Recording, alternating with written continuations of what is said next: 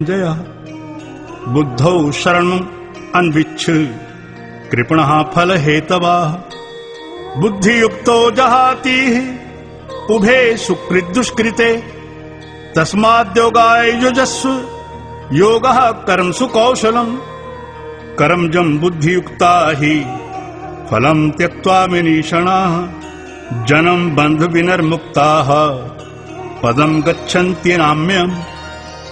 इस समत्व रूप बुद्धि योग से सकाम कर्म अत्यंत तुच्छ है। इसलिए हे धनंजय, समत्व बुद्धि योग का आश्रय ग्रहण कर, क्योंकि फल की वासना वाले अत्यंत दीन हैं। और समत्व बुद्धि युक्त पुरुष पुण्य पाप दोनों को इस लोक में ही त्याग देता है, अर्थात उनसे लिपायमान नहीं होता है। इससे समत्व बुद्धि योग के लिए ही चेष्टा कर।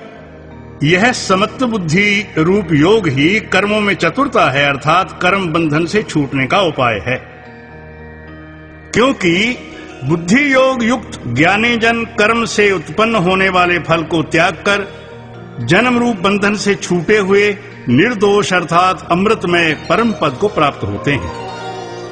यदा ते मोह कलिलं बुद्धिर्व्यतीतरिष्यति तदा गन्तासि निर्वेदम् श्रोतवस्य श्रुतस्य च श्रुति विप्रतिपन्ना ते यदा स्थास्यति निश्चला समाधावचला बुद्धि तदा योगमवाप्स्यसि। और हे अर्जुन, जिस काल में तेरी बुद्धि मोह रूप दलदल को बिल्कुल तर जाएगी, तब तू सुनने योग्य और सुने हुए वैराग्य को प्राप्त होगा। और जब तेरी अनेक प्रकार के सिद्धांतों को सुनने से विचलित हुई बुद्धि परमात्मा के स्वरूप में अचल और स्थिर ठहर जाएगी, तब तू समत्व रूप योग को प्राप्त होगा।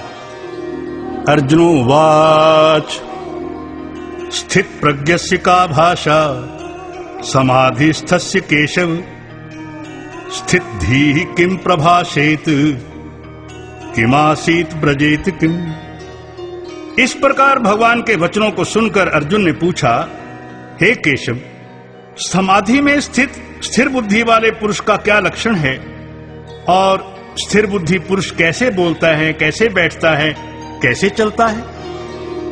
श्री भगवानुवाच प्रजाहाति यदा कामान सर्वान् पार्थ मनोगतान् आत्मन्येवात्मना तुष्टः स्थित प्रज्ञस्तदोच्यते दुखेषु अनुद्विग्नमना सुखेषु विगतप्रियः वीतराग भय क्रोधा स्थित धीर मुनिरुच्यते।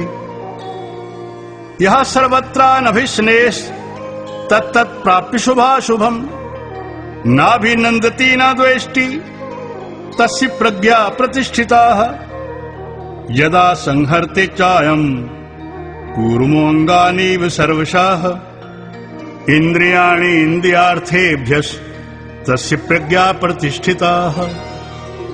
उसके उपरांत श्री कृष्ण महाराज बोले, हे अर्जुन, जिस काल में यह पुरुष मन में स्थित संपूर्ण कामनाओं को त्याग देता है, उस काल में आत्मा से ही आत्मा में संतुष्ट हुआ स्थिर बुद्धि वाला कहा जाता है। तथा दुखों की प्राप्ति में उद्वेग रहित है मन जिसका, और सुखों की प्राप्ति में दूर हो गई है स्पृहा जिसकी, तथा नष्ट हो गए हैं राग भय और क्रोध जिसके, ऐसा मुनि स्थिर बुद्धि कहा जाता है। और जो पुरुष सर्वत्र स्नेह रहित हुआ उस शुभ तथा अशुभ वस्तुओं को प्राप्त होकर न प्रसन्न होता है न द्वेष करता है, उसकी बुद्धि स्थिर है। और कछुआ जैसे अपने अंगों को समेट लेता है, वैसे ही यह पुरुष सब ओर से अपनी इंद्रियों को इंद्रियों के विषयों से समेट लेता है, तब उसकी बुद्धि स्थिर होती है। विषया विनिवर्तन्ते निराहारस्य देहिनाः रसवर्जं रसोऽप्यस्य परं दृष्ट्वा निवर्तते यततो ह्यपि कौन्तेय पुरुषस्य विपश्चिताः इंद्रियाणि प्रमाथीनि हरन्ति प्रसभं मनाः तानि सर्वाणि संयम्य युक्तासीत मत्पराः वशे हि यस्य इन्द्रियाणि तस्य प्रज्ञा प्रतिष्ठिताः।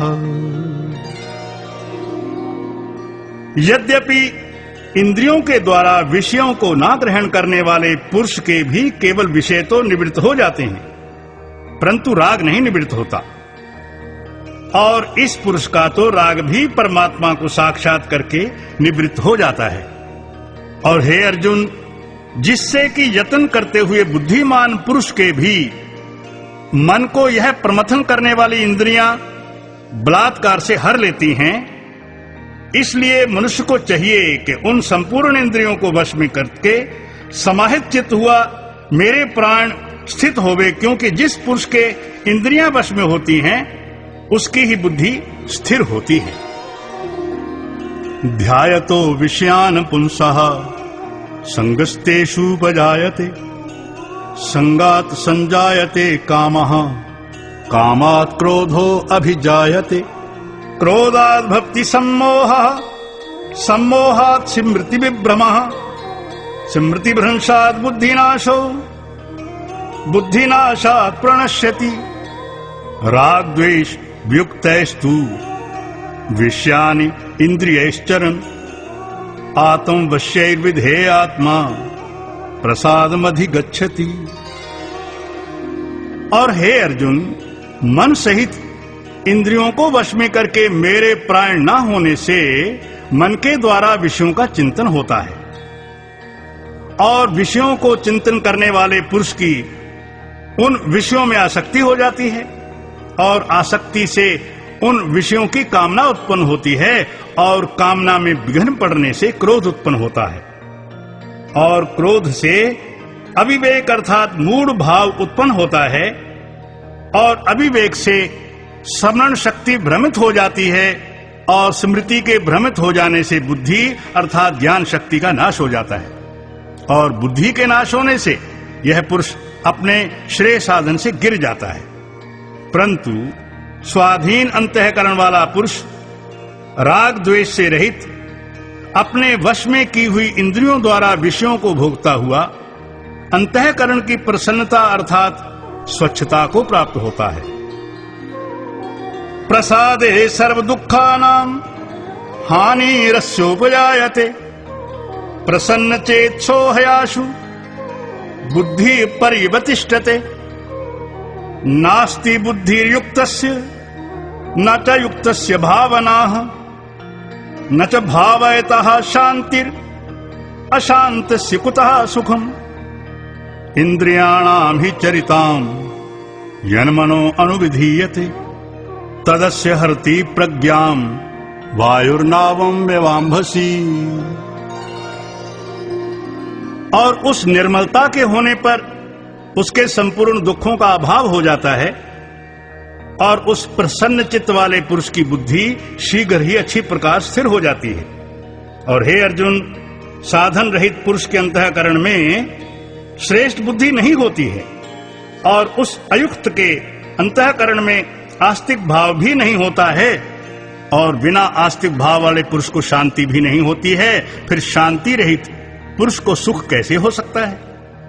क्योंकि जल में वायु नाव को जैसे हर लेता है, वैसे ही विषयों में विचरती हुई इंद्रियों के बीच में जिस इंद्रिय के साथ मन रहता है, वह एक ही इंद्रिय उस अयुक्त पुरुष की बुद्धि को हरण कर लेती है। तस्माद्यस्य महाबाहो निगृहीतानि सर्वशः इंद्रियाणि इंद्रियार्थेभ्यः तस्य प्रज्ञा प्रतिष्ठिता या निशा सर्वभूतानां तस्यां जागृति संयमी यस्यां जागृति भूतानि सा निशा पश्यतो मुनेः आपूर्यमाणम् अचलं प्रतिष्ठं समुद्रमापा प्रविशन्ति यद्वत् तद्वत् कामा यं प्रविशन्ति सर्वे स शान्तिमाप्नोति न काम काम। इससे हे महाबाहो, जिस पुरुष की इंद्रियां सब प्रकार इंद्रियों के विषयों से वश में की हुई होती हैं, उसकी बुद्धि स्थिर होती है।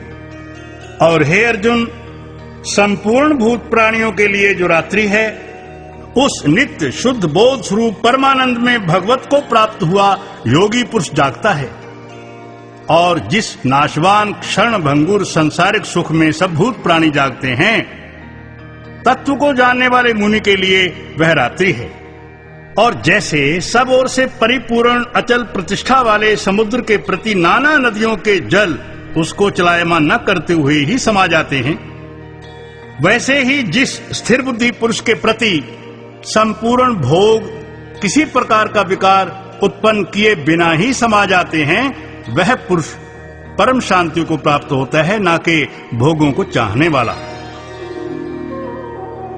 विहाय कामान्यः सर्वान् पुमाश्चरति निस्पृहः निर्ममो निरहंकाराः सशान्तिमधिगच्छति येषां ब्राह्मी स्थितिः पार्थ नैनां प्राप्य विमुह्यति स्थित्वा सामन्तकाले अपि ब्रह्म निर्वाण मृच्छति।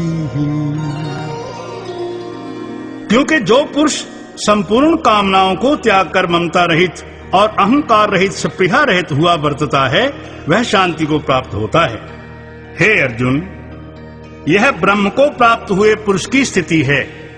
इसको प्राप्त होकर मोहित नहीं होता है और अंतकाल में भी इस निष्ठा में स्थित होकर ब्रह्मानंद को प्राप्त हो जाता है। ओम तस्सदिति श्रीमद्भगवद्गीतासूपनिषत्सु ब्रह्म विद्यायां योग शास्त्रे श्री कृष्णार्जुन संवादे सांख्य योगो नाम द्वितीयोऽध्यायः।